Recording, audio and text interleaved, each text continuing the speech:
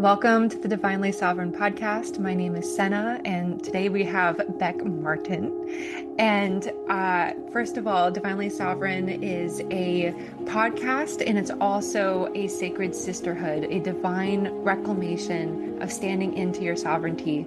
It's finding creativity, your expression, your channel, and really reclaiming and calling all of your power back. So right now we have the temple path that's open, and then coming in January 2026, we're going to have the sovereign path open its doors. So first and foremost, I am so excited to welcome you to Becca Martin, and I'm going to read her intro real quick. So Beck is a human design guide, breathwork facilitator, and hypnotherapy practitioner who helps people come home to themselves. Her work weaves intuitive healing with grounded, embodied transformation, supporting clients as they release old stories, reconnect to their truth, and step into the lives they were designed to live. As a manifesting generator, she brings depth, honesty, and a little spark of fire to everything she teaches. Her sessions blend the wisdom of the body, the power of the breath, and the insight of human design to help people understand who they are at their core and what has been blocking their fullest expression. Whether she's guiding someone through breath work, supporting subconscious healing through hypnotherapy, or translating the language of a human design chart, Beck's work reminds people that they were never meant to shrink, suppress themselves, or carry pain alone. She helps them release what isn't theirs, embody what truly is, and rise as their most authentic, liberated selves. I would love to welcome you, Beck Martin. Hello. Thank you for having me. Yes, thank you. Yeah, we're going to be talking about human design today and getting some um, people like getting to get the one-on-one, kind of dip their toes into the water, learn more. And also, I'm so excited to hear your specific transmission around this and your fiery passion behind it. Yeah, it's definitely been something that has changed my life for sure. Awesome. Well, yeah, let's jump right in. Can you share a little bit about who you are and the path that led you to human design? Yes. So, for starters, I am a mom of five and I live in a little town in Arizona and I am married to my high school sweetheart. Um, and I am a multi-passionate person about lots of things. As a manifesting generator, like Senna and I were just talking before she hit record, I have lots of pots on the stove because I can't just pick one thing. Um, and I would say that probably human design was the thing that liberated me the most in that because it's not that I was raised that way, but I kind of always thought like, why can't you just pick one thing? And I've actually had people tell me that, like, why can't you just pick one thing? Just do one thing. Be good at one thing. But that's not my design. That is not what I am designed to do or who I am designed to be. So when I say human design changed my life, it was very liberating to learn about myself through human design when it found me. Because I didn't find it, it found me. Yeah. I want to hear a little bit more about that story. How did human design find you? Yeah, it's been almost 3 years now, but I used to own a coffee shop. So I had a business partner and we opened a coffee shop here in town. And I was the manager, the baker, the barista, all the things. I wore all the hats, which very true to my manifesting generator self, but I didn't know that that's who I was yet. But that's just who I've always been. Like I've always been able to just have many different things going on at once. I'm a really good multitasker. And so it made sense. Like there were difficult times, of course, but when human design found me, I had hired one of my friends to be our baker because as we were growing, it just got to be too much and I couldn't wear all the hats. It was a lot. But she was on family vacation. I actually want to say it was around this time of year because she was on family vacation for fall break during Thanksgiving. So, like, we're like right at that timeline again. That's crazy. And so I was the baker for the week because she was out of town, but we still had things we needed to get done. So I was back in the bakery with my headset on, listening to a podcast. I've tried to trace this back a million times and I cannot for the life of me. But I was listening to a podcast that I listened to multiple times, and the guest that they had on their podcast was talking about human design. And I was like, "Wait, what is this magic that you are talking about?" And that was where my interest was totally piqued, and I dove in headfirst down the rabbit hole, and I have been in the rabbit hole ever since. It's been 5 years. So Wow. it was 20, let's see, yeah, 2020, Cool. November 20. So And so human design has like really taken off in really just the past like three, yeah, 4 years is like probably when I've maybe first started to get glimmers of it. So yeah, it's cool. You're actually one of the trailheads of this. I had never heard of it before. And when she started talking, I was just like, wait, what? This is so amazing. Um, and very true to my 1-3, which is the one of the profiles in human design, and we'll touch on that later, Sana and I will. Yeah. But a 1 is someone who just when something piques their interest, they dive in headfirst and they want to know all the things. And I feel like that has never stopped for me with human design because the more popularity it gains, the more people, I want to say, maybe interpret it a different way, or they have their own opinion on it, or how it like has taught them. There's just more and more and more and more within the system to keep deep diving into. And human design is such a complex, not to scare people away because it can be simplified, but there are so many different pieces to human design that I don't know all of them. And so it's been fun for me to like learn something and then put it into practice, or learn something and then I'll look up my kids' charts and be like, ooh, that sounds interesting. I wonder which one of my kids has that. And I'll go back to their chart and realize, like, oh, 3 of them have that, or 2 of them have that, or whatever. And then I can start to see how it shows up in the way my kids operate, the way my husband operates, the way I operate. Like, it's just one of those things that I just keep learning and adding more and more layers of the human design puzzle. Like, it's definitely not a complete puzzle on my table right now. There's Yeah. pieces everywhere, and I just keep collecting them and putting them together. So, Yeah.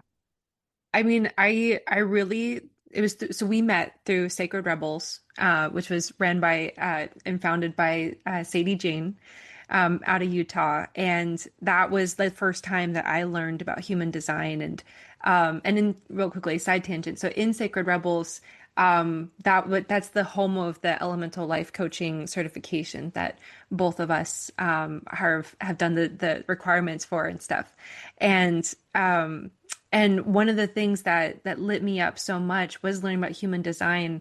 And it was in the module of water, which is your unique blueprint and your codes. And it's like understanding that every single person has this blueprint. It's kind of like people have fingerprints, right? No two are the exact same. Like even if you have super close, even like an identical twin, right? Like you still don't have the same, quite the same blueprint, quite a this. little bit different. Yeah, exactly. And Yeah. yeah, I'm excited to share a little bit about how this has helped me too in a bit. But it's it's one of those things that like I'm still a complete novice, even though like I've been starting to work with my type and understanding my strategy and my authority, which we'll talk on as well here today. And finding that it's been so profound in my life. I'm so grateful to have this knowledge, but also there's a bit of this overwhelm where I'm like, because I too am like a researcher and I love to know and I love to get into it, but I've had to back out a bit because I'm like, there is so much. There is Mhm. so much here, and it's similar to it's completely different from astrology, but similar to astrology in the sense that like it can take a lifetime. A Yeah. person that really studies astrology, like it takes a lifetime and you still don't fully understand all the complexities and the dynamics that are present. And also, yeah, I hear the, as it's kind of trended and stuff, there's different interpretations and people's takes and stuff on it that are kind of coming to light and stuff too. So, yeah, it's definitely great to get your chart read by someone that's been doing this for a while. Yeah, and I'm like you where I will get overwhelmed with it, but it keeps calling to me and like pulling me back in. So I don't think it's something that I'll never not practice. And it's funny because my kids will bring their friends home and be like, "You should tell my mom your birthday so that she can read your." And their friends are like, "What the heck?" And I guess I've just claimed it now, but my daughter mostly to her friends has been like, "Yeah, my mom's a witch." And I'm like, "Okay, can we clarify what that means, please?" Like, because in my community, it's predominantly Christian and LDS. Yeah. I'm like, you say witch, and people are like, "What?" And what? So I'm like, can you like explain that a little more to your friends instead of just calling me a witch? And she's like, well, do you want me to call you like a green witch or like a human design witch or like, so anyways, I You're think magical. I You're know. magical. I think I've kind of just, we just claim it now, but it's really fun that I have been able to teach my kids enough about their charts as teenagers that it fascinates them enough that they want their friends to know about Yeah. themselves. So, That's cool. That's a win, mama. yeah, That's okay, super it's a cool. huge win. So okay, I'm gonna ask another question. So how has human design changed the way you live and move through the world? Let's get a little bit more about your story before we start jumping into the foundations. Okay. So, um, like I said before, I haven't been with that coffee shop for 3 years now. And I know that human design came into my life when it did because it gave me the power and the empowerment, I guess I should say, not power.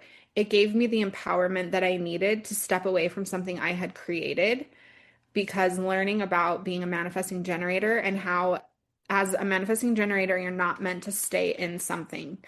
You are meant to like create something, maybe create some systems around it, come in, create it, do the thing, and then pivot and jump out of it. That doesn't mean that it always necessarily happens fast. Sometimes it can be like a 10-year thing that you stay in, but manifesting generators are meant to pivot and move from thing to thing to thing to thing. And for the longest time, I would beat myself up about that of just, I could never stick with one thing. Like if I named you the jobs that I've had since I entered the workforce, it's insane. And it would seem really chaotic from the outside looking in. But that also ties into my profile because as a type 3, my life is all about experiences. And so not only am I manifesting generator jumping from thing to thing to thing, but as a line 3, I just want to experience all the things. And the only way for me to do that is to try different things and do different things throughout my lifetime. Because my knowledge comes from my own life experience, my lived in experience. And so, really, human design is the thing that empowered me to say, yes, I'm walking away from this business that I created and put so much of my heart into, but it's not a failure. Yeah. I'm not walking away because I failed at something. And it's been able to help me look at life as nothing is ever a failure. I don't fail. I try new things. And if I'm walking away, it's because it's not in alignment for me anymore. So Yes. it, even though I knew I'd be judged for like starting something and then like jumping to something else and jumping to something else, like that's what's authentic to me. And when we step into our authenticity, we can't help but be loved by those that are meant to be in our aura. So, Yep. Yeah. So yeah, I hear just a greater sense of acceptance, self-acceptance.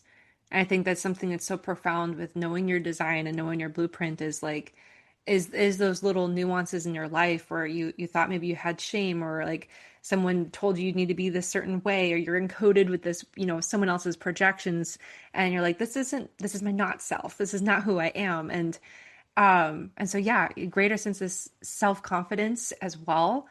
Yeah. I personally I love how you also brought in the piece of like human design found you in that time and it was the perfect timing. I feel like human design found me in the perfect timing too, because if I had read my chart 5+ years ago, I would have thought I was a manifesting generator. mhm. I wouldn't have been ready to learn that I was a projector, a self-projected projector with that.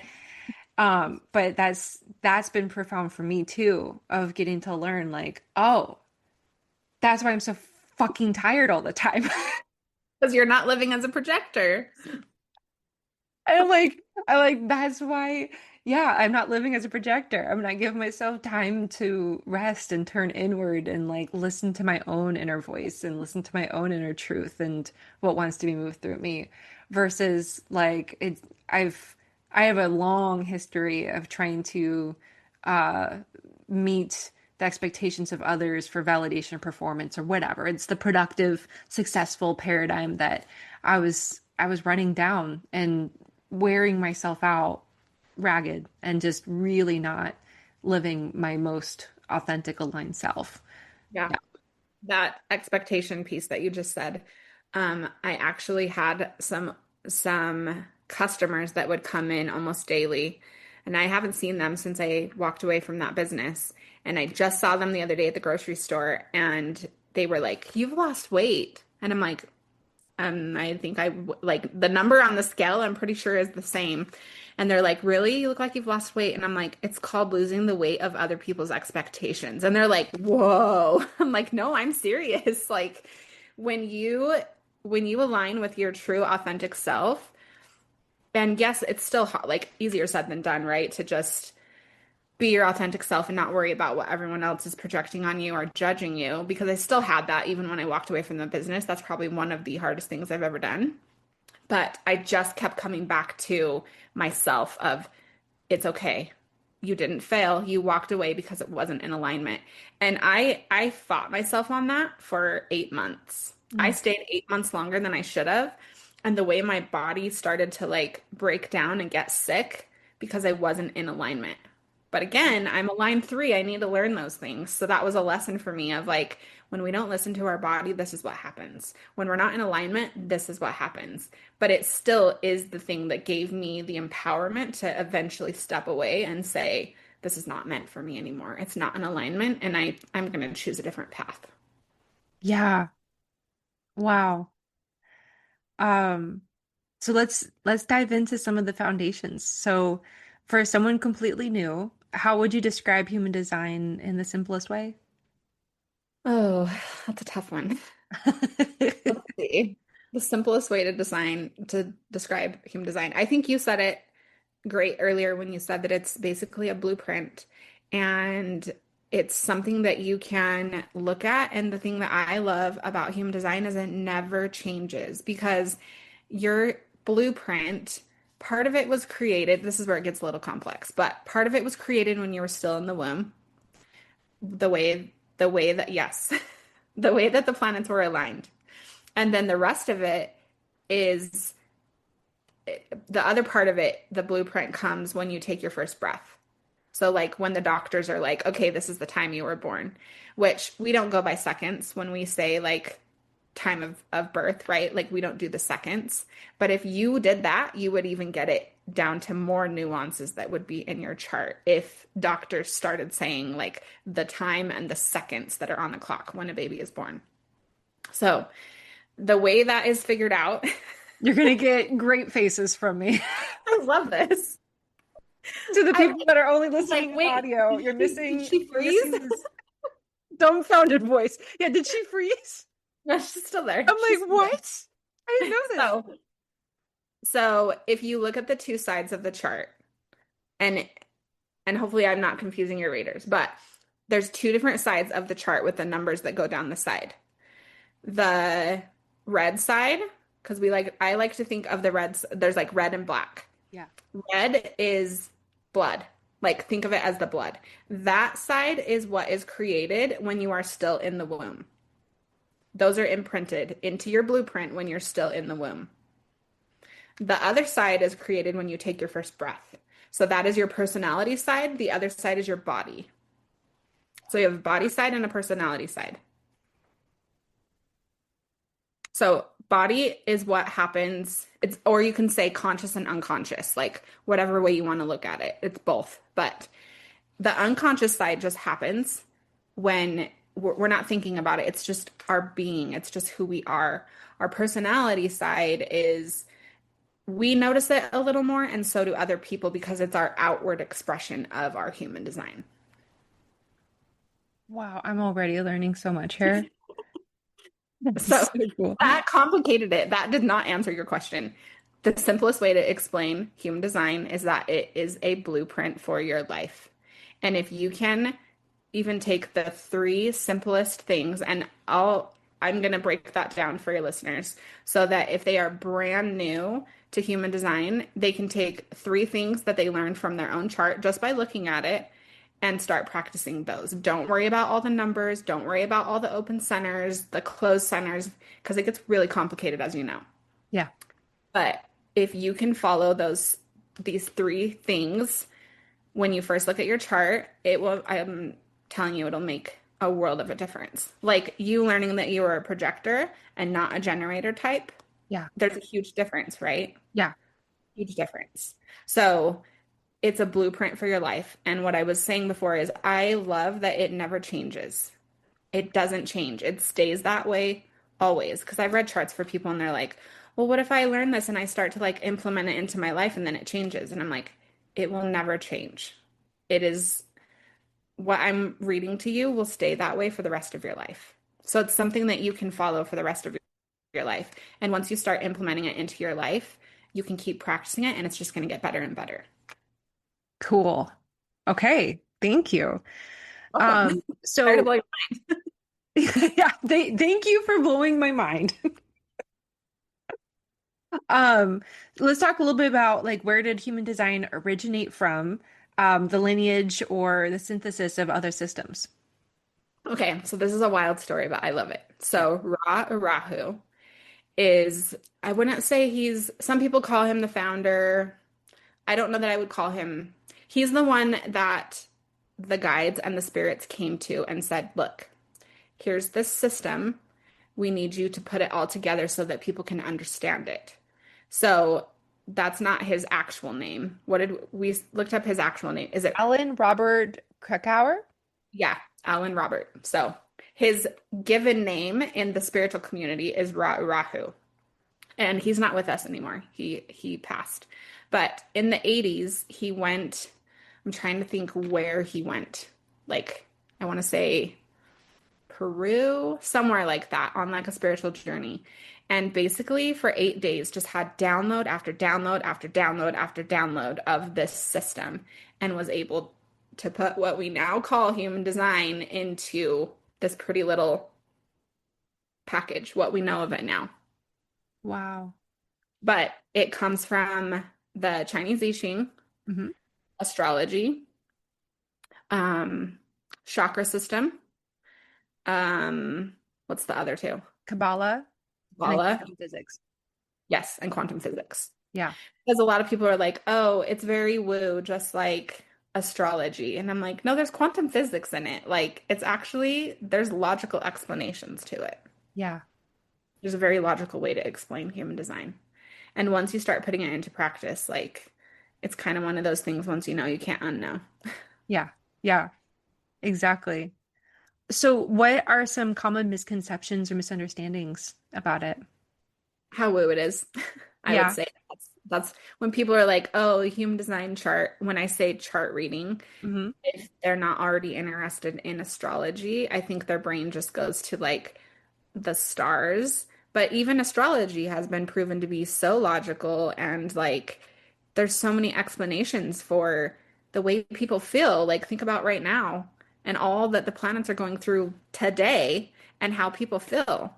I had a friend this morning we were on Marco Polo and she said she went to her gym class and all the women around her were like, "Oh, I'm just so tired today and I don't know why." And she wanted to scream, the planets." Like we're in retrograde right now.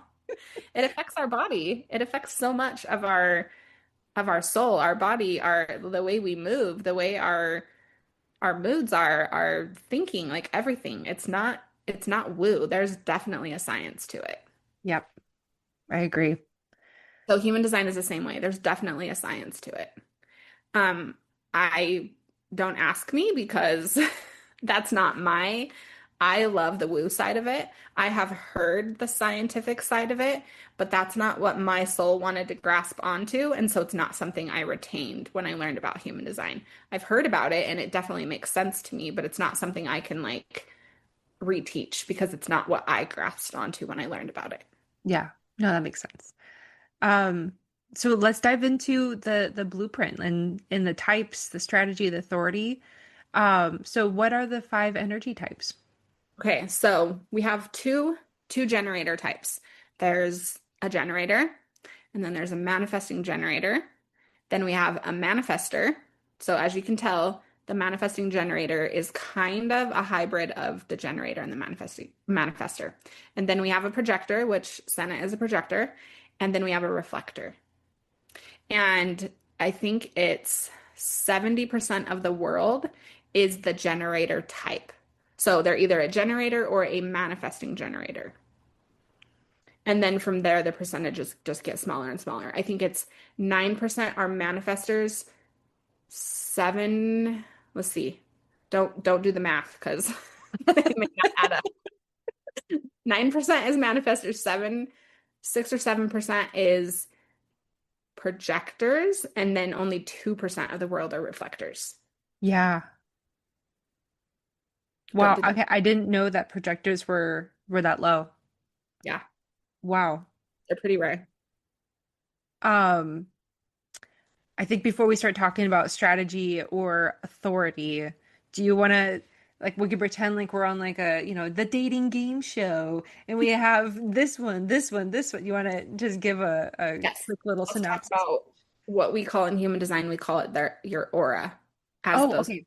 Perfect. Yeah. So as a generator, the generator types, and there are, when I first learned about it, when I learned that I was a manifesting generator, I was like, oh, that's kind of boring. I'm like really common. Yay. I want to be rare, but there are nuances that make me rare. So that's where it comes in. So generator types are like the they when I learned about it, they called them the workhorses of the five types. And it mostly just means that they generate their own energy. They have, so when we talk about the system of human design, the centers, there's certain centers. Maybe you can post a link to a chart in your description so that Yes, I people, will. or someone can just Google a human design chart so that they know what we're talking about. I should have had like visuals, like a chalkboard behind me. Anyways, um, so when we talk about the centers within the human design chart, there are certain centers that generate energy. And as a generator type, meaning you're either a generator or a manifesting generator, one that the center that generates the energy, you have to have that center defined to be a generator type. Does that make sense, or was that clear as Mhm, mud? mhm. So if you're a generator type, you will have that center defined because that is what generates the energy. And because those generator types, generator and manifesting generator, have that energy, they have constant access to it, they draw other people in. Because the other types that don't have that constant energy feel magnetized to those generator types Oh, because it helps light up your center that is not defined with that constant energy. wow. I love you. I love you too. Your faces and your I'm like, this is fun. How else can we surprise Senna today? I love it. Well, things are clicking for me because like yeah, that really helps. I have an inner voice too that's just like kind of irritated about how easy it gets to be for generators to manifest generators. I wanted to be a projector, Senna, so listen. Listen. When I learned about projectors, I was like, I want to be the wise one. Why do I gotta be the one that just like makes energy for other people? Yay. No.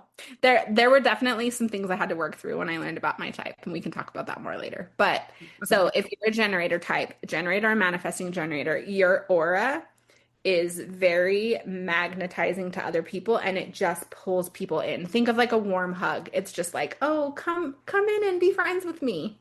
And so you just magnetize and pull people in because you have that constant energy that's flowing. Yeah, I But penetrate you. you what? Yes. We're going to talk about Senna next. Um, but that is not to be mistaken as you constantly have energy to do things, because I think that's where the misconception about generator types come in, is that like, oh, you're the workhorse, you have energy, just do the thing. But we only have the energy for what lights us up. Yes. If we are doing something that is not meant for us, like me talking about my body breaking down, it was not in alignment for me anymore. When it was, I had all the energy in the world. I would like work a full day as a barista, go home, like close shop, go home at 7:30 at night, and be back at 2:30 in the morning to start baking cinnamon rolls Wow. because it was in alignment. I had the energy to keep doing that. But when it was no longer in alignment for me, I started to crash hard. So, manifesting generators can almost have a harder crash and a harder burnout than any other type because they just go, go, go, go, go, go, go. And when it's not in alignment anymore, if they don't realize it, they will crash and burn very fast Yeah. and get sick. Like, it's like your body just can't do it anymore, and your body will start to break down because it doesn't have the energy, and you're forcing it to have the energy to do it. Yeah. Yeah. So, their burnout is almost worse than any other type when they're not in alignment. Noted. Okay, let's talk about Senna's aura. Projector. Projectors. So the way I like to think of a projector's aura is very like penetrating. It's like your aura starts here and it zooms in. It like penetrates. And a lot of people will because projectors see what other people can't see. It's almost like they have this like other sense of like they can see people for who they really are when people can't even see themselves. And if you are out of alignment, or like a projector's aura can feel very, very, very penetrating if you're not willing to be seen. For one, if you're not willing to be seen by yourself, but then of course you don't want someone else who can like literally see into your soul, see you. It feels very like, stop looking at me. So that's the projector aura. And I feel like as projectors, because I have a lot of projectors in my life, if you don't know that about yourself, and then you learn that about yourself, you can go back in your life and think of the times that you showed up in a group setting, maybe, and everyone's like gathered and talking, and you walk in the room and everyone scatters. And you're like, what did I say? What did I do? You didn't do anything. You're a projector. Whoa, I'm going to totally notice that now. I'm going to, interesting. Yeah. A lot of times, I mean, not that they can't be in a group setting, but a lot of times projectors do a lot better with like one-on-one or a smaller group versus a big group Yeah. because it's really overwhelming to walk in and see all the things that you see when you're a projector Yeah. No, this is true. And and try to the reason why process. I get pretty tired quickly is because it's like, it's, how do I say this? Like, my brain split into two things. Like I can feel and sense others, and it's not like I intend to do it. It's not that I intentionally do it. It's not that I am crossing energetic boundaries, like, and I'm not a boundaried person.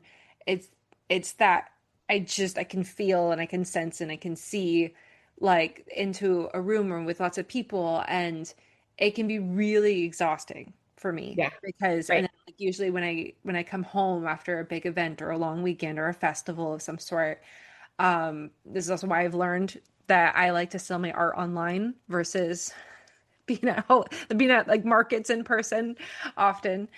Um, is because yeah, I need that time to like clear out everyone else's energy that kind Mhm. of lingers a bit, and then so that I can get clear on my own field.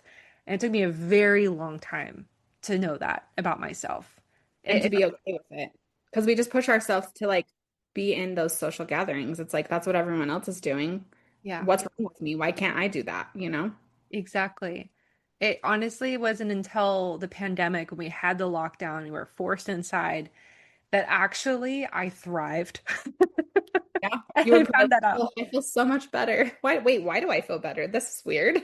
Yeah, because my circle got smaller, And Hmm. then like the one-on-ones and the deeper like relationships I got to have, um, like that was profound for me. And the spaciousness that I had and the quiet in my aura and my field, like I got to be really clear on who I was. And so yeah, And you're self-projected. So like we'll talk about this in a little bit, but you learning how to make decisions really depends on yourself, not everyone else's opinion. And if you're listening to everyone else's opinions, it's not correct for you.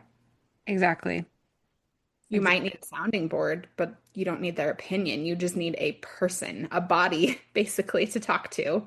Yep. And as you're talking, you're like, oh, like that's where the self-projected projector comes in. So, Yep. I even have to send myself voice messages mhm. just to like hear myself talk because I will, part of what that means is that I find my truth in my speaking. Also in what I can't speak, which is interesting. Like sometimes like if I can't say something, it's because it's not true, which is interesting. Yeah. Yeah, Yeah. it has to be spoken for you to have the realization most of the time. Yeah. So what about reflectors? Do they have uh So reflectors are mirrors. So their aura is exactly like their type says. They are the mirror types where they are here to mirror back to us our true self. And what's really cool about a reflector, and I've only met one reflector in person, and I totally see this about her because they're so rare. We call them the unicorns of human design. At least Mhm. I do. Mhm. Um, but they're here to reflect back to people their true self. And they like their decision making is a full moon cycle. So 28 days. We'll talk more about that in depth, but they really get to experience all of the types. They get to experience what it's like to be a generator, a manifesting generator, a projector, and a manifester, like because of the moon cycle and the way it works for them. Wow. Okay, I didn't know that piece where they get to kind of experience each of them. That's cool. That makes sense. Yeah, so there's a website online. I'll just say this in case you have any reflectors listening. Mhm. Maybe they don't know they're a reflector yet, but hopefully this will stick for someone that needs to hear it. There's several websites online where you can look up the transits. Remember how we talked about astrology as part of human design? So, like, there's transits with human design, and you can look up where the transits are. And for someone who's a reflector, this is really important because that will change who you are that day. That will change how you make decisions that day because it will change. Are you still a reflector or are you a manifester today? Like it changes with every day where the transits are at and which gate of human design we are in. We're getting into like complicated stuff, but if you're a reflector and you know that, please research that part because that could be a game changer for you, knowing where the transits are every single day. Wow. If you're not, don't worry about it. Disregard what I just said if you're not a reflector. But Wow, that is very cool. Okay, thank you. welcome. So Um, last one is manifester, unless you have more questions about nope, nope, reflector. nope. Yep, keep going. Manifester. Okay. Manifestors are, this was wild to me when I learned my kids' charts because manifestors are kind of rare, right? My three oldest children are all manifestors. Yes, it's crazy. But as I learned about manifestors, I was like, oh my gosh, this makes so much sense. So manifestors, their aura is kind of like a wall. Like they just put up this wall. But also, the way I've explained it to my daughter, because she's like, Mom, I'll walk into a room and everyone just like stares at me. And I'm like, do I have like food on my face? Like, do I have a booger in my nose? Like, what is happening? And I'm like, sis, it's like that car accident that you drive by and you can't look away. Like you see a manifester and you're like, I see you, but I don't see you. It's kind of like this, they're kind of off-putting sometimes, manifestor aura. Yeah. You think about the manifestors in your life, they kind of have this like wall that they put up of like, don't see me, but you can't help but see a manifestor. They just, the way they show up. Oh, So their aura is kind of blocking.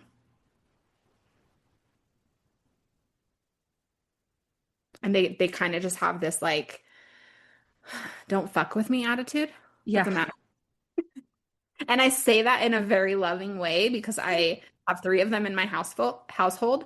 And also I am part manifester and I can see myself when when that aura shows up more than my generator aura of like, don't fuck with me Yeah. here, but like boundaries. Yeah. Yeah. Yeah. So, Yeah. and that one's been hard for I would say it's been the most hard for my daughter because she wants to be social and it's hard for her because she's like, why don't people like me? And I'm like, it's not the aura, but I feel like manifestors probably have the hardest time out of all the types making friends Oh, because of their aura. Because it feels so off-putting, and unless you really know that person. But the way I explained it to my daughter was, sis, your aura is filtering people out of your life before you can decide if they need to be there or not. So let it. yeah. Because not is meant for you as a manifester. I mean, that's how all of the types are. Like, not everyone is meant for us, right? But I think it's hard for her because she sees myself and her younger brother just like pulling people in because we're that generator type. And she wants that because she's a teenage girl. But at the same time, her aura is like blocking people and weeding people out before she can even try to make friends with them. Yeah. So that's the manifestor aura. Got it. Cool. Okay. Thank you. People either like them or completely dislike them. Yeah. There's no in between. Okay. So let's move over to, let's see, should we talk about strategy naturally or authority? Which one makes most sense? Let's talk about strategy because there's a specific one for each type. And then Perfect. when you get into authority, it can change. Like a manifesting generator, there's several possibilities for authority. Yeah. So let's talk about Okay. strategy. So strategy for a generator and generator type, manifesting generators kind of have two. Let's talk about generator first, though. Theirs is to respond. So it's responding to what life is giving you, whether that's because you're scrolling your phone and you see something on Instagram and you're like, oh my gosh, that's a good idea. I want to do that. Or what you see gives you a trailhead to respond to something else. Like maybe it just sparks an idea in your head and it's not that you're copying what you saw, but it's like leading you somewhere else.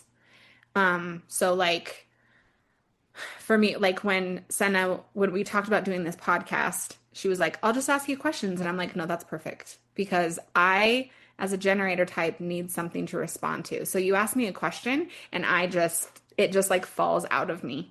And it's crazy because I will learn things and forget that I learned them until someone asks the question and then it just comes out of me. And I've left places before going, holy crap, how did I know that? I I picked it up somewhere, but Yeah. I don't remember that I know that until someone asks the question and then I'm responding.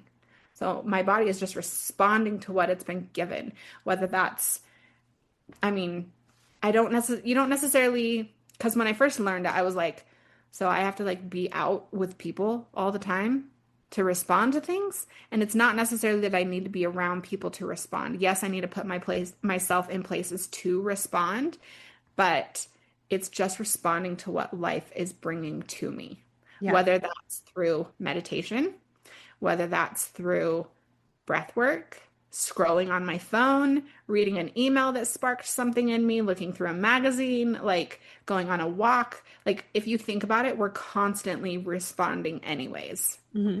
So that's the strategy for a generator is to respond. Okay. And this is this also the same for a manifesting generator? So manifesting generator has to respond, and then the other part of theirs, so I'll talk about manifestors now because this one is just for manifestors, is to inform. Okay. Oh, okay. I have loved teaching my kids this one, and I've loved this one as a parent because a lot of times when adults are learning about human design and they hear as a manifester that they need to inform, they're like, but why am I asking someone else for permission? I'm a grown-ass adult. And so I've even started to teach my kids this of like, I'm your guide and your parent, but I'm not the boss of you. And I don't need you to tell me something so I can tell you yes or no. I just need to know where you're at when you're going to be home. And I know that's not the like norm for parenting, but all three of my manifestors right now are teenagers. I just had one move out 2 weeks ago. That's been I'm so glad. Like maybe I'll talk about this in a little bit of how I've used parenting for human design, but like I'm so glad to have the knowledge that I do because I don't think my oldest son and I would have the relationship we have if I didn't know his human design chart. He Oh, would have been a kid that we just like kept butting up against each other. But because I have human design, I was able to parent him in a way that he needed to be parented because of his chart. yeah, So, that's huge. so I just keep teaching my kids, like, it's not that I need you to text me and tell me, hey, mom, can I do this? Don't ask me. Tell me what you're doing. I just need to be informed. That's it. So as a manifestor's job, it's as a manifestor, it's their job to inform the people around them and the people that their decisions are going to directly affect. Not to ask for permission, but to just let people know this is their next move. So I have a manifestor generator son. It does Okay. is he under the manifestor umbrella or is he more of the is He's he both. he's both? So respond and inform. Oh. Okay. Yeah. So then if because yeah, okay, oh man.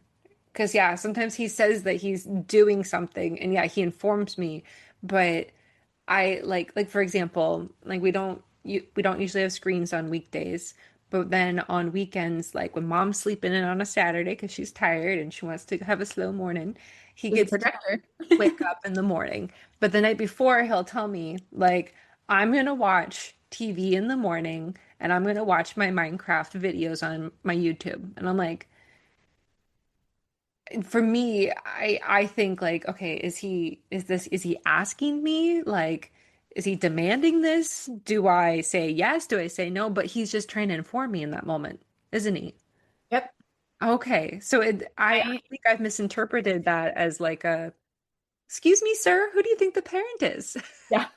No, my 10-year-old will do the same thing, and it used to kind of like not bug me, but like he would be in the living room doing something. I would be in my bedroom folding laundry, and he'd poke his head in the door and be like, "Hey, mom, I'm going upstairs to go to the bathroom." And I'm like, "Cool." Go to the bathroom. Like, why are you telling me?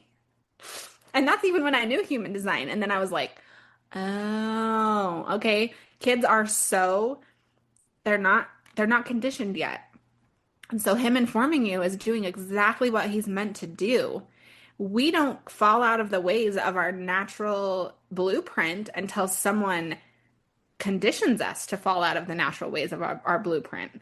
Like, I'm sure I was super, super happy as a 5-year-old doing all the things that I wanted to do as a manifesting generator until someone told me, pick one. And you can't do this one until you clean up the mess from that one. Well, what if I'm not actually done with that one and I want to jump back and forth between the two? Yeah. So then I started getting conditioned, whether it was school or a friend's house, because that's how their rules were, or my parents, because they didn't know better. But I started to get conditioned of like, we can't just jump from one thing to the next. That's not what we do. We clean up one mess before we start a second mess. That's Yeah. not how my house is now. I have projects all over the place. When I'm done with the project, it'll get put away, or it'll get put away and I'll come back to it. But like, we get conditioned out of these things. So to know that our two boys are informing us, they haven't been conditioned out of that yet. And I don't want to be the one to condition them out of that. So Yeah. even though sometimes I'm like, cool, dude, go to the bathroom. He's informing me. He's doing exactly what he's supposed to be doing by telling me what his next move is. And I've asked him sometimes, like, why do you tell me that? Just curious, like how his brain is interpreting it. And he's like, well, what if you came out of your room and I wasn't in the living room anymore? You wouldn't know where I was. So he's Oh, telling the people that it's going to affect his decision that he's making. Mom, I'm going upstairs to go to the bathroom. So he's already like thought steps ahead of like, I need to tell the people that this decision is going to affect. I'm going to go tell my mom. I'm going to be upstairs. Okay. oh, you have no idea how much this is helping. It It sounds sounds so Senate simple. needs a reading. Yeah, I wow. Okay, so then just I have one more question because this is for the Manny Gen as well. So they have both respond and inform. So then, like for the respond, would it be helpful as a parent to ask him questions about making decisions? Yes. So I'm glad you asked because this was my next thing I was going to say about manifesting generators and generators. Because of the way, well, this actually has to do with authority too.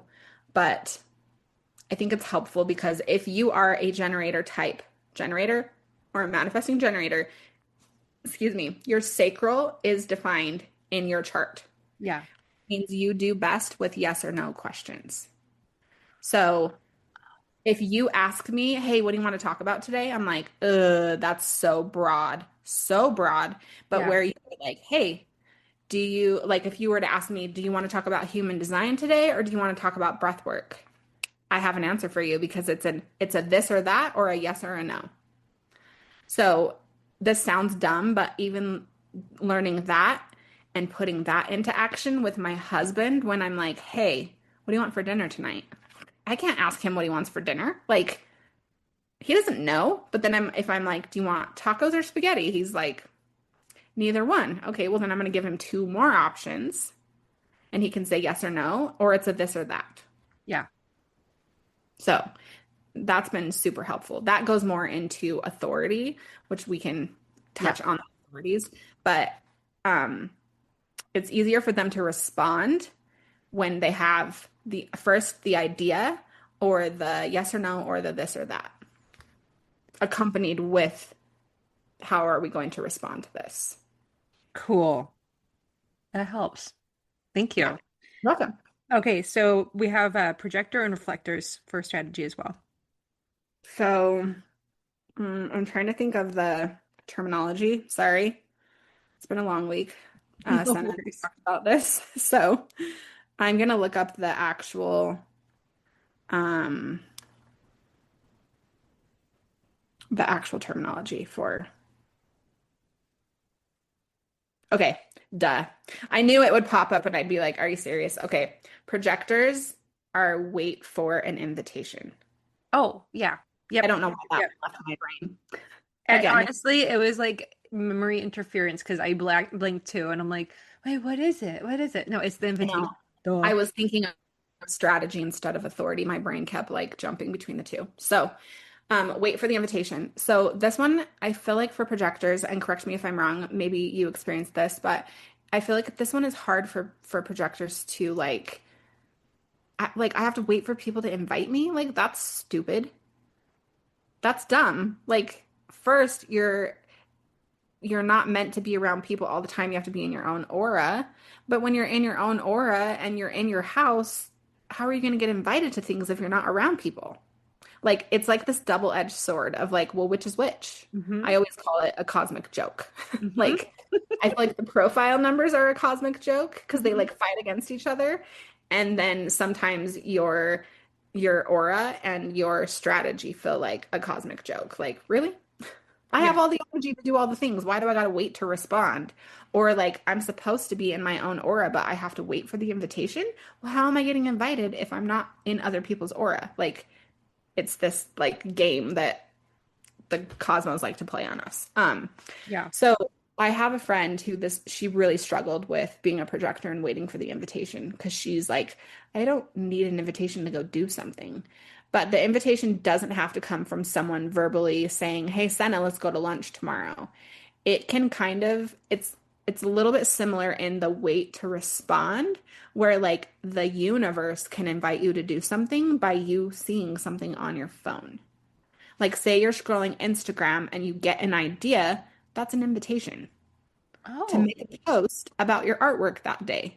Uh-huh. You know, like, see what I'm saying? So the invitation doesn't necessarily have to come from a person, it can come to you in several different forms. So that one gets a little tricky for projectors because they're just like, it's kind of like someone else giving you permission, you know, like a manifester. Like, I have to have Yeah. permission. No, you don't. You're informing. I have to have an invitation. I just have to sit around and wait for someone to invite me to do something. No. I think like one piece of this nuance that I had to sit with and like I'm still in practice with is that like a part of it is in order for that invitation is also it's you need to be seen. Mhm. And being seen though is like I feel like it's kind of like the cart before the horse sort of thing. It's like you need to be in your own aura, and instead of like getting all of the messaging and um being so influenced by what other people are doing or what a manifestor generator is doing or what a generator is doing out there. Like instead, like really feeling into like what is moving in me? What is my message? How am I feeling today? What's worked for me? Especially with like the through lines as well too. And I'm a role model martyr, I think, that the 6-3 thing. Um, so yeah, like what has worked for me. And so it's taken some time for me to kind of make the reps kind of with what I'm trying to say is like share more about me, be more visible like online and on my Instagram. Um and so I'm still figuring, this out. But even with my art and like my Oracle deck, for example, it's like I'm kind of putting out like into the world things that have worked for me, and I'm allowing myself to be seen. And the most important thing that I've found for myself is that like it has to come from within me and not what I think someone else needs, not what I think someone else wants, not what I know someone else needs. It has to be something truly authentic from me. And then like when that's a pure signal, that's where the invitations come in. Right. Like freaking magic. Yeah. Yeah. And the crazy thing is, something else I've learned, like you might have had the invitation to start the group that you're doing right now, or even the podcast. But that's like an invitation to do the thing, but you don't need an invitation to do every podcast after that, right? Like you Yeah. got the invitation to start a podcast, and from there you can do episodes whenever you feel you need to do an episode. You don't have to have an invitation for each individual episode. So Yeah. it's like the invitations are what led you to the correct opportunities. If you're trying to initiate things, that's not your job. Back to manifestors, it's a manifestor's job to initiate things. If you are initiating things, it's not going to go well for you. You need to wait for the invitation, and then you can like, oh, okay, I'm going to build this thing. So it's a little different than you don't need an invitation every time you want to do something. It's just you can kind of blanket that of like, Senna, we need your magic. Can you please? Like that's an invitation, like I need more of your magic. It feels kind of broad, but it's still an invitation. So like what are you going to do with that invitation? Yeah. Then you get to decide what you do with that invitation. Yeah. Exactly. So, Yeah. but another thing too, like as a projector, because you see what other people don't see. But if you start to give unsolicited advice to someone who didn't ask for your advice, you are wasting your breath. It will fall on deaf ears, or they will become angry with you because they did not ask for your opinion. Yep. I have become very, very, very attuned to there's like this energetic boundary of sensing what they're able and willing to receive, and also opening up the conversation of consent of like, hey, I'm seeing something, would you like it? And if Yes. they and like that was like that's been it. Because like sometimes it's a no, and I'm like, cool, I totally respect that. Not Sometimes gonna it's a waste my yes. win. And then sometimes there's an energy where I'm like, I'm gonna hold this vision for you, but I know it's not the time. And I think that's like one of the most self-care and kind things that we can do for others as Yeah. well. Yeah, And if it's meant to be for them, it will circle back around. You totally. you might forget it, but if it's meant for them, it will come back up again in your brain and you'll be like, "Oh yeah, I needed to tell Beck this." And you can ask me like, "Hey, I've been noticing this pattern when we've been talking. Are you open to me coaching you or giving you a suggestion on this problem that you're having?" Yeah. And I can say yes or no. Yep. And if I say no, then Senna's like, "Okay, I'm going to save it for another time." Yep. Exactly. Instead of wasting your wind and then there being some like misunderstanding, me being upset because you jumped in and told me something I wasn't ready to hear. It's not that I don't need it, it's that I'm not ready to hear it right now. Oh, yeah, I still have some messages that some people never responded back to because I overstepped. And I'm like, damn it. But also it's that line three, like you got to learn that through life experience too. Yep. So Yep. Exactly. All right. I don't want to leave out our reflectors. Yeah, what is their strategy? I'm gonna look up that one too because I wish I knew more about reflectors. I only have one person and a she's not a major presence in my life. And so, okay, this is the correct one. So, remember when we were talking earlier, I was like, I don't want to mix up strategy and authority for a reflector. So, this is their strategy and their authority. Oh, okay. It's combined for them because if you were to look at a reflector chart, none of those centers are defined. That's It's right. completely open. So they don't have an authority. There's no way for them to have a way to make decisions besides their strategy. And their strategy is that full 28 days. So this is where I say it's important if you're a reflector to look at the transits because you could have a center defined during a specific transit. But if you are making a big decision, like say you're a reflector and an opportunity comes up for you to take a new job. Me as a generator type, I'm probably, well, a generator type where my authority is sacral, I'm going to know right away. My body is going to tell me.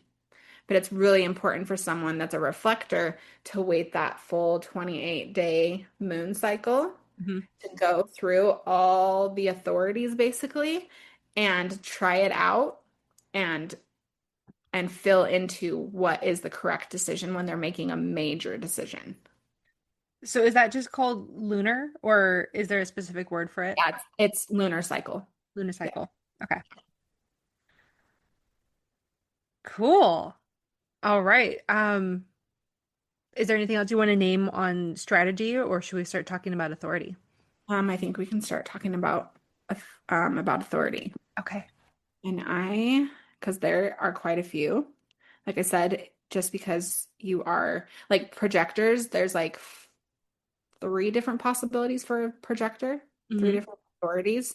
Hmm. So those ones, there's a lot. So I don't skip one. Don't make me sign in. Of course. Sorry. That's okay. Are you, one of my questions was actually going to ask, do you have a recommended app for people? Like, do you have one that you Um, love or that you work with? so I don't love the apps. I don't know why. I've never been like an app person. Okay. We might have to edit this part out, just FYI. I have a kid coming home from school right now. So, Got it. Would you like me to pause? oh, yeah. I will.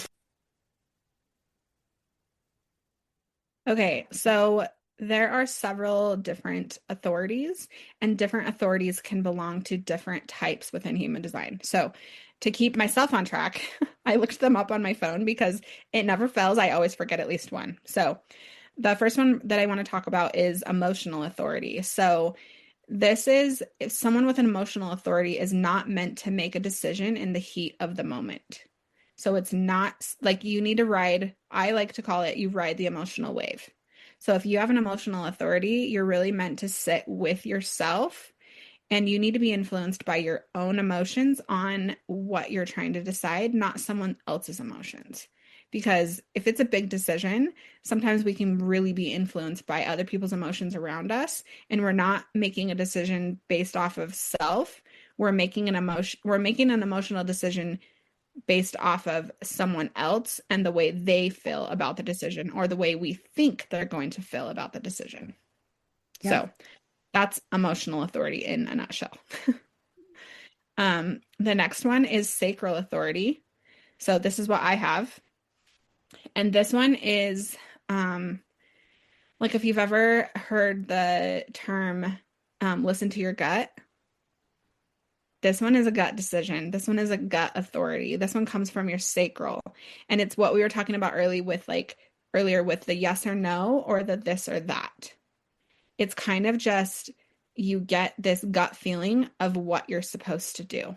And it's very like in the moment. I can make a decision like You can give me things and I'll be like, yes, no, yes, no, yes, yes, yes. Like it's very like in the moment. And if I listen to my gut and tune into that, then it's never led me wrong.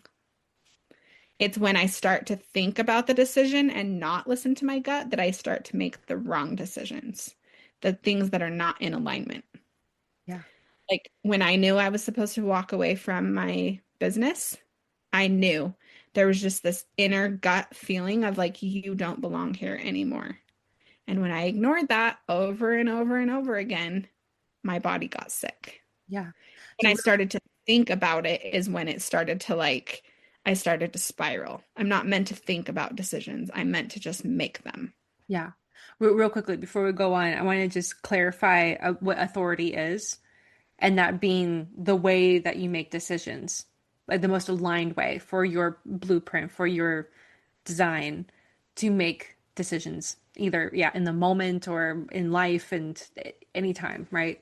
Yeah. Small decision, big decision, whatever it is. Yeah. Your authority will never lead you wrong Yeah. if you're in alignment with your authority when you make that decision. So, let's see. So, sacral authority, the only types that can have the sacral authority is a generator or a manifesting generator because it comes from the defined sacral, and that's that energy center that we were talking about, and only a generator type will have that. Yes. Okay, splenic authority. Splenic authority is your intuition, and it comes from what it says. It comes from the spleen. So when the spleen is defined, that is your intuition. It doesn't mean that if you don't have a defined spleen, you don't have intuition. That's incorrect. It's a misconception. But that is where your authority will come from. And it is a very like quiet, it will give you your answer. But if you're not listening, it's not going to tell you again. So my daughter is a splenic manifester. So she's a splenic authority as a manifester. And she's like, Mom, this one's hard because it's very quiet. And if you don't listen, it's like, ah, you didn't listen. Sorry, I'm not gonna tell you again. So it's really important for someone with, I mean, all of us, but especially a splenic authority, to be really in tune to their intuition because that's where their authority will come from, is from that intuition. Is this one the one that's like that primal, like just knowing, or is that sacral? Nope. It's a knowing.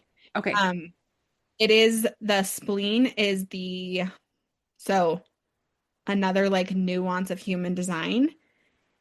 When it first started, there was only 5 centers, and we now have 9 centers. So it has like, as we've learned more about human design, there has been things that we've been like, oh, okay, but the spleen is the most primal center of the body. Yeah.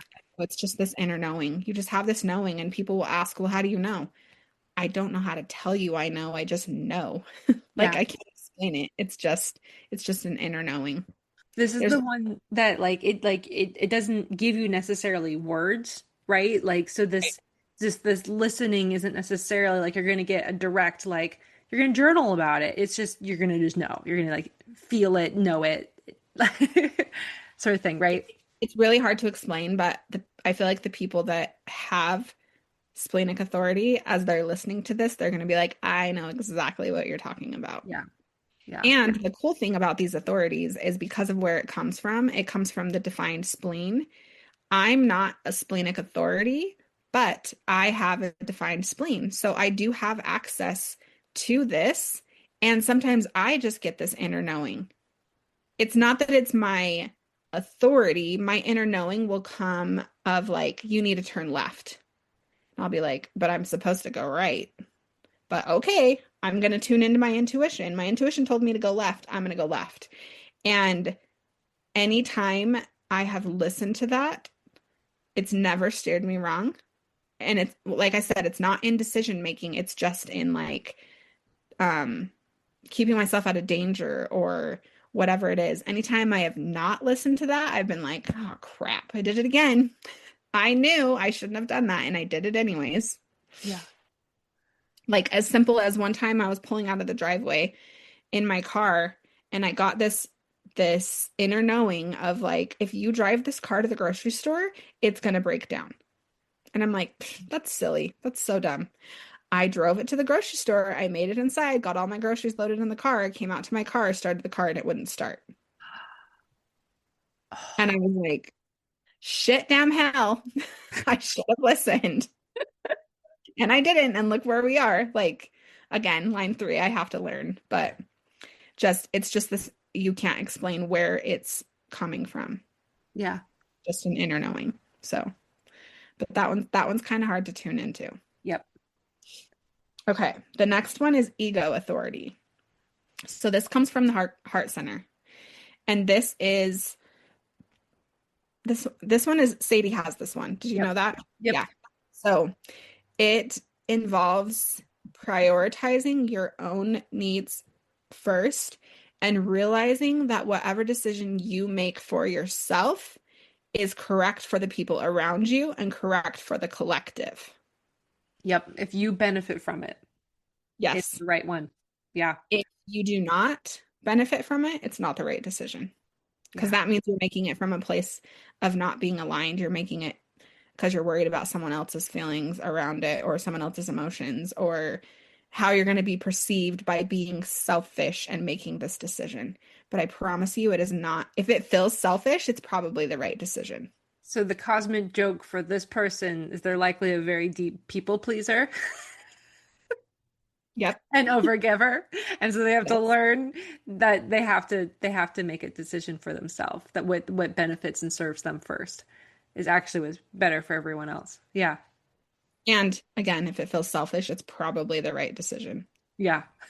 That's how I like to tell people with an ego authority, like if you're feeling selfish while making the decision, like move forward. It's the right decision. Yeah, that must feel so weird. Yeah. But the more you practice being quote unquote selfish, then it just our brains need proof, right? Mhm. Like, and the more you can keep proving to yourself that when I make a decision based on selfishness, however you want to word that, Mhm.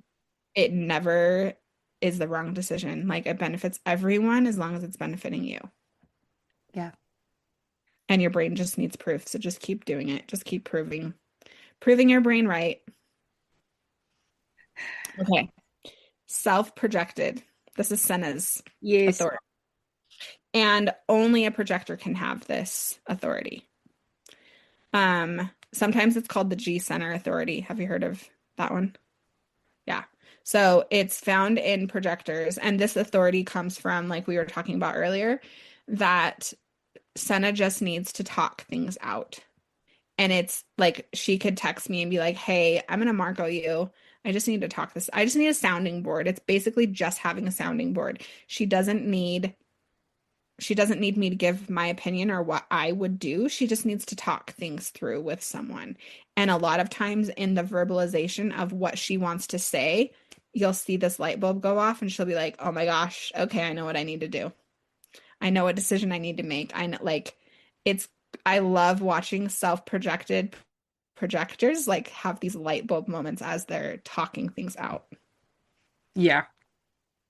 Yeah. I have many a group chats where I have my girlies where I'm like, "Whoa, whoa, whoa, whoa," and like just able to process my stuff. Yeah. Yeah. It helps. And it's not even like you have to have people that you trust. You have to have people that you can go to and say, listen, I just need to talk this out. I don't need you to tell me what to do. This is a self-projected projector moment. Yeah. Like, I Yep. just need you to listen. That's it. Yep. Yep. And Exactly. you have to be able to tell them that. Like, otherwise people like it's in our human to want to give people advice. Yep. But that's not how Sen is coming to people. She's basically giving herself advice, but it doesn't come out until she speaks it and she has to hear it. You have to verbalize it. So a lot of projectors, like you were saying earlier, sometimes you just have to voice note yourself. The best thing is to talk it out with an actual person, even if it's online or through like text, like voice messages back and forth. But you need to actually like let it come from here because this is where the G center sits Let it come from here and rise and come out your throat Yep. because you're using your throat is where it comes, is basically your authority. So that self-projected projector needs to actually use their voice, use their throat center, and speak what they want to hear back to themselves. Yes. Yep. Like you might get some clarity if you're texting someone, but you're going to get even more clarity if you're actually like verbalizing it and speaking it. Yeah. True. It's true. All right. Next one. So, the next one is a mental authority. And this one is um it's a little similar to the self-projected projector in that they need a sounding board. Hmm. Um, but it requires them to be in the correct environment and to talk things out with a trusted person to reach the conclusion. They're also called an environmental authority because it's that like you need to be in the correct environment with the correct people, like the correct temperature, the correct like things just need to be, your environment needs to be what you need it to be able to get the clarity. Wow. I didn't know that one about that one. I have Cool. a friend who's a mental projector and she's very like so her throat and her ajna are defined and her head is open. So she's like, if I'm in a room that's like full of clutter, I can't make a decision because it's clouding her vision and clouding like the logical part of her brain that makes decisions. And it's actually distracting her from making the correct decision. So she needs the correct environment. So like her house is immaculate all the time, which is good because that's her safe space. Like she needs to be able to go anywhere in her house to be able to make those decisions. And it's funny because I'll get texts from her that are like, "Hey, do you have a minute to talk this out?" And I'll be like, "Yeah, of course." So she'll call me and we'll talk and she'll be sitting in her house talking to me because that's her environment where she feels safe, where she needs to be. It's the correct temperature. She has her drink sitting next to her, doing whatever, but then she's talking with a trusted friend and just using me as that sounding board. So, it's very similar to the self-projected projector, but like the difference is that environment needs to be like really correct for them. Wow. Cool. Okay, the last one is our lunar authority, which we kind of already touched on with the reflector. And it just requires them to wait that full 28-day cycle, especially on those really big decisions, and kind of go through all the authorities with the transits to like try it on and see how it feels. Yeah. Cool. Thank you so much. Yeah, we covered the types, the strategy, the authority.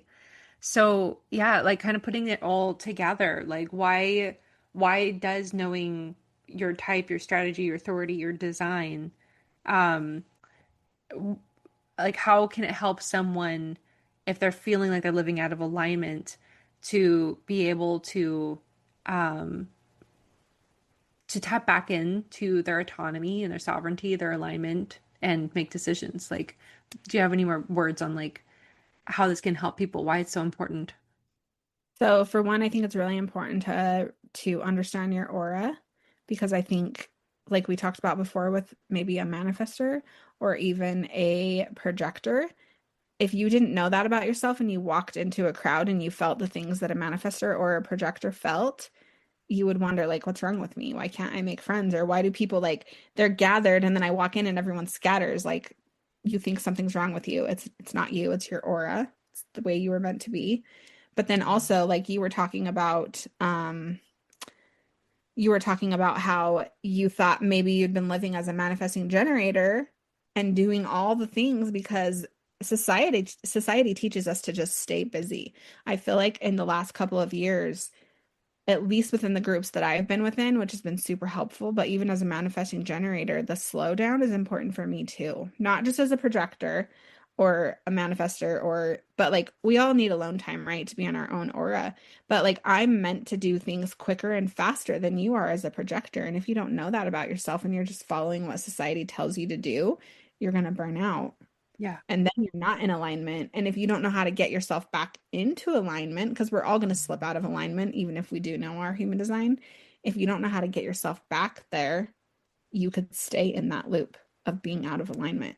And that Yeah. could be really detrimental to your health, to your career, to your relationships. Like it's this downward spiral if you can't figure out how to get yourself back out. Yeah. And your self-esteem too, of like thinking that there's something wrong with you or that you're not like like why isn't it easy for you, right? Like yeah, I think and you touched on this is just like the I want to say also like as a kid, you talked about this briefly too, about like, before there's conditioning, out in the world, in the environment, whether that's school or a job or a parent or a caregiver of some sort.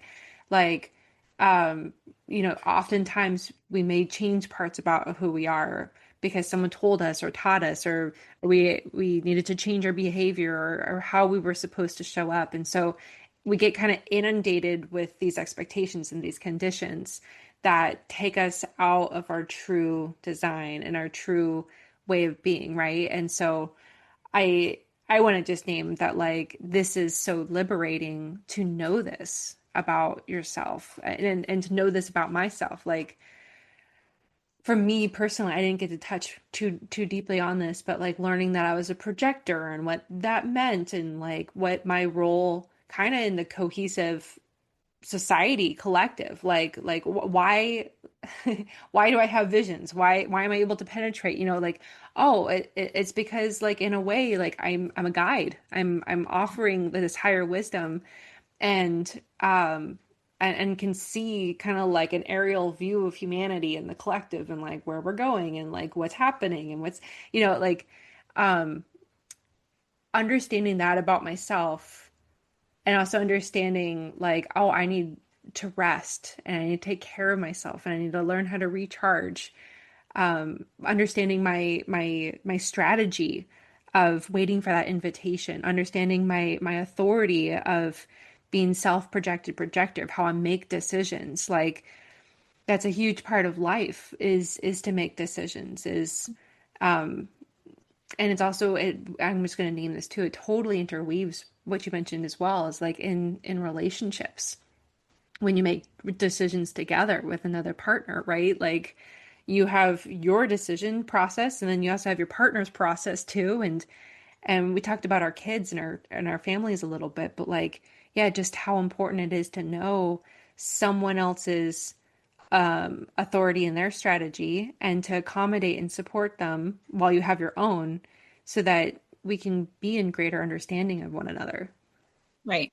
And Yes. knowing like I make decisions fast, but I have two of my manifestors, my oldest boys, are emotional authority.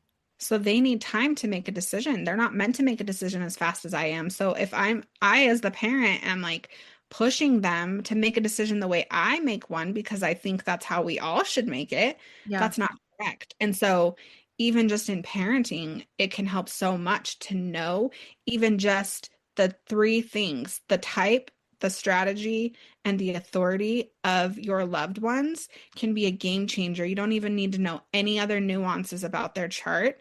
And already it can change your parenting or the way you love someone or the way you like accept them and the way that maybe you help them make decisions because you know the correct questions to ask.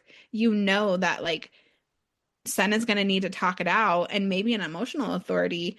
If I ask my daughter a question, I know that she can tune in and listen. But if I ask my son a question, he needs alone time to go sit with his own emotions before he can tell me what he's decided. Yeah. Yeah.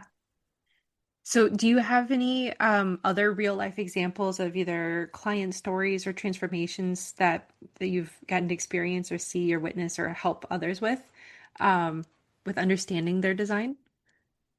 Um, yeah. So speaking of my two boys again, my two oldest boys, 19 and 17, they are both emotional manifestors. And I remember when they were little, like they were always quick to tears. And my husband was raised in a home that was like, you're a man, you don't cry. You're a boy, you don't cry. Like, suck it up, do the thing, wipe your tears. And through my understanding of human design, I've been able to teach him about each of our kids, and I don't go into all the nuances with him, but just those three basic things, type, strategy, and authority, have helped him to understand that my boys are emotional. Because people would ask me like, "Oh, you have a mix of boys and a girl. Which ones are harder to parent?" Girls are so emotional, and I'm like, "No, not in my household. My boys are the emotional ones." But it's their own emotions. And I know that they're not picking up other people's emotions. So when they're having an emotional response to something, I know it's their own, and I can ask them like certain questions to help them work through whatever it is, or questions to help them make decisions. But it's been really amazing to like not only watch myself parent differently, but watch my husband parent differently to these boys that are emotional, that he was not raised that way. Like boys don't have emotions, but the way he parents them is so much different than the way he was parented because of human design and the things that we've been able to learn about our kids, and that one one thing is not correct for the other just because they live in the same household. And there's so many nuances even just in those three things. I might have three manifestors, but two are emotional authority, one's sacral. And then if you start to tie in other things like their profile lines, it totally changes who they are. They're not even the same at all. Just because they're a manifestor doesn't mean that they're like it's a blanket statement of how we're going to parent this child. So Yeah. just in the way I parent my children, it has changed so much for me. Yeah. That's cool. What would you say to someone who feels overwhelmed or unsure of where to start? Where would you point them? I would say so we there's so many places online that you can go to look up your human design chart for free. So I would say start there. You can go to humandesignchart.com. Um, and you just put in you're going to need to know your birth date and your birth time.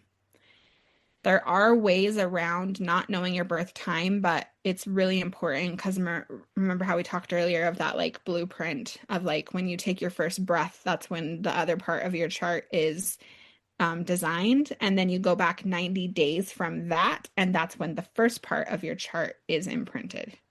Whoa. That's how they get that, is the 90-day difference. Because some people will be like, well, what if you were born premature? Okay, but go back 90 days from that. Like, we start talking about destiny and all that, right? Like, you can argue that maybe that baby wasn't supposed to be born premature, but like, it's in your destiny. You know what I mean? Like, there's so many like nuances and like arguments to things like that. But you do need your birth date, your birth time, and your birthplace, because that will determine where the planets were at and the alignment they were in the moment you took your first breath. Wow. So you need that. You can input that. And I would say only worry about type, strategy, and authority. I know Senna and I have started to touch on some of the other nuances because there's gates, there's the profile lines, there's which planet is this gate in, which centers are defined. Like there's so much. Senna and I could do like a whole 10-part series on human design. It's crazy. Um, but really just worry about your type, your strategy, and authority, and the things that we've touched on. And if you start there and just start implementing those in your life, I promise you there's going to be so many aha moments, kind of like the ones Senna has had, where we've been talking about things and she's like, wait, what?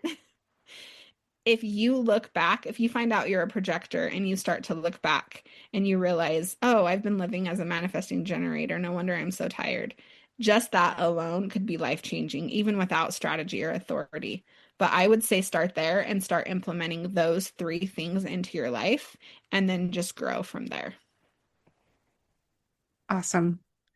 And I there's so many resources online. So once you find out your type, your strategy, and authority, you can start to Google like I don't know how many of your listeners are against AI or with AI, but like Chat GPT, you could put into Chat GPT, because really when you put it in there for like your type, your strategy, or your authority, all Chat GPT is doing is pulling from all the resources online and like breaking it down for you into like one place. So that would be a good place to start of like, I am a manifesting generator. with a um, sacral authority, and my strategy is to inform and respond. What can you tell me about what can you tell me about that? And ChatGPT will go into all of its resources and pull everything out for you and create this little like, here you go. That's But awesome. getting a reading would be super helpful too. But if that's not something you're looking into doing, I would just start with those three things. Perfect. I'll include everything that we're chatting about here too, and the website that you mentioned, and I'll put that in the description as well. Okay. So I kind of had this thought, like, from what you know about human design and the different inner workings of the different types, I'm kind of curious to like what is there's this question that I'm looking at, and it's like, what do you feel humanity is being asked to remember right now? But like, I'm trying to find a way to how to ask this question. It's like kind of like, what is the this movement of human design? Like, where is it going? Like, what's the bigger picture that, or maybe thought philosophy behind it? That do you know what I'm, do you know I'm having a hard Yeah. time asking this question, but like I feel like it's an important thing to ask. So basically, what I'm getting from what you're saying is like, how do you feel human design is helpful in the way that the world is like moving and evolving right now? Yes. Yeah, yeah, yeah. And to me, I would say if I could sum up what human design could do for you as a person is authenticity.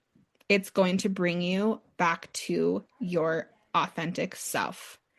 And once you start implementing those things, and you even start small with just the first three things, it will bring you back home to yourself, who you are and who you're meant to be, because that blueprint is who you truly are and how you move about in the world. And when you come back home to that and you remember that, it's magical. It can unlock so many things. Thank you. That's perfect. So let's talk about your work right now. And where like yeah, what are you working on right now and where are you going? You were telling me you were giving me some snippets of some things that you had. Uh, it's not even quite on the burner yet, but I want to hear, yeah, more about what you kind of have brewing. So I host breathwork. I practice in hypnotherapy with clients. I do human design readings. I've been thinking about this way to how do I implement all three of those into like this trifecta of like one session where there's a little bit of each thing within the session where we practice a little bit of breath work. Um, we do like a little bit of human design in maybe just the basics, but like what can we release once we learn our type, our strategy and authority? What can we release through breath work and hypnotherapy to help us further ourselves faster in coming back to our true self, our authentic self from the conditioning that's happened throughout our lifetime? So, yeah, I think just really working with like the trifecta of those three and like implementing them into like one session instead of feeling like you have to book a separate session for each of those with me. It would be like all encompassed into one. That sounds so powerful. So that's what I'm working on. It hasn't like fully clicked, but it's getting there. Like I feel it like right on the verge. The other thing I was telling you about, and I need to just get with it and finish it, but true to my manifesting generator type, I started it and when it was exciting, and then I like set it aside, and now I'm feeling the push to like come back to it. But I started a deck for human design. And so like my thoughts on it are, because there are different types and different authorities, there would be like journal prompts. So like you would pull something from the deck and it would say something on the front, and then you would turn it over, and on the back side it would give you a prompt for your type or for your authority, depending on what card you pulled that day. That's And it would incredible. ask it in a way that pertained to your type or your authority. So I have it like the whole outline and everything done, but I just haven't put it into card form yet. So I need to do that. Yeah. Well, I'm so excited for when it is birthed in here because that sounds so cool. Um, well, wonderful. So we're gonna start steering to beginning to wrap up. Um, where can people find you? And yeah, if you have any offers for the people that are listening today, I can also include any of the links that you mentioned as well in the description. Okay.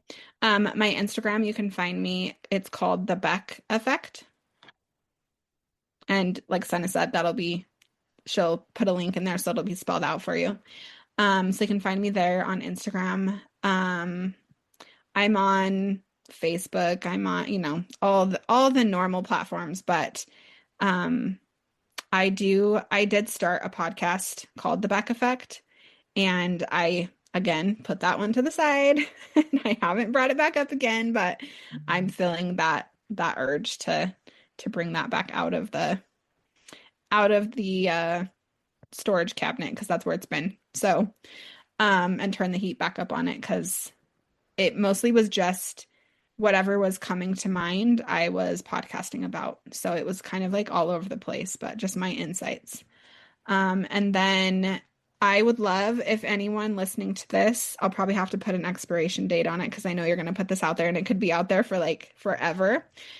But I would love anyone that listens to this from the time that you put it out, for like the next 3 months to give a 20% discount on a reading if someone wants to come have a human design reading with me. Awesome. Thank you. Yeah. All right, I will include that and I'll put an expiration date on that. Yes. Thank you. Like, I would love to just keep that evergreen, but that probably wouldn't be beneficial. So we'll just put a time cap on it. Awesome. Cool. Thank you. All right. Well, as we come to close, what is maybe like one last message you'd like to give to the viewers? Maybe it's a permission slip for the collective, those that are listening. What would you like to, what's the final message you'd like to share with everyone? So I always say I'm a huge advocate for authenticity.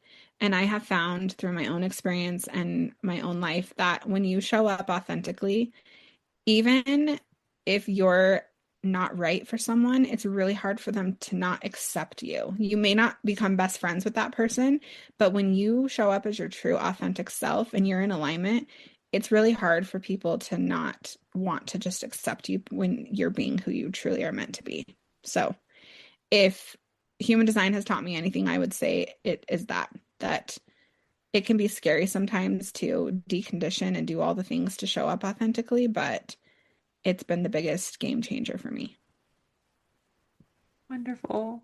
That's beautiful. I just want to say thank you, thank you, thank you so much for being here, for sharing all of your wisdom and your passion, and just so deeply appreciate you and love you so much, sister. Thank you for having me. I loved being here. Yeah. Well, that concludes today's podcast. Everything will be included in the description below if you'd like to connect with Beck or get a reading 20% off for the next 3 months. And you all have a beautiful day. Thank you. Thank you.